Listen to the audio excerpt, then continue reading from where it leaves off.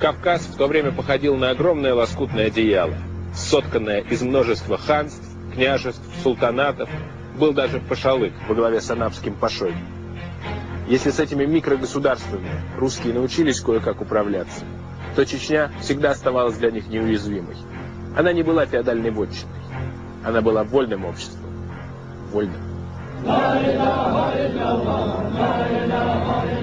И невозможно было усмирить холопов, подкупив их князя, потому что в Чечне не было князей, и не было холопов, и нельзя было увенчать пирамиду власти своим ставленникам, убив прежнего хана, потому что в Чечне не было хана, и не было пирамиды власти.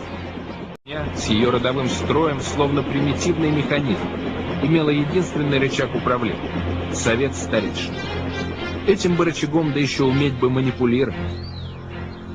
Ермоловские генералы было взялись, и тут же свернули его в бараний рог. Генерал-лейтенант Лисаневич, командующий войсками Кавказской линии, генерал-майор Греков, первый комендант крепости Грозной. Летом 1825-го здесь, в селении Герзель-Аул, оба генерала были убиты во время встречи с советом старейшин. Их зарезал кинжалом чеченский мулла.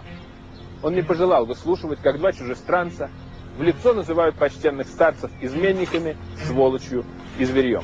В той встрече принимало участие 318 человек. Живым из Герзель-Аула не вышел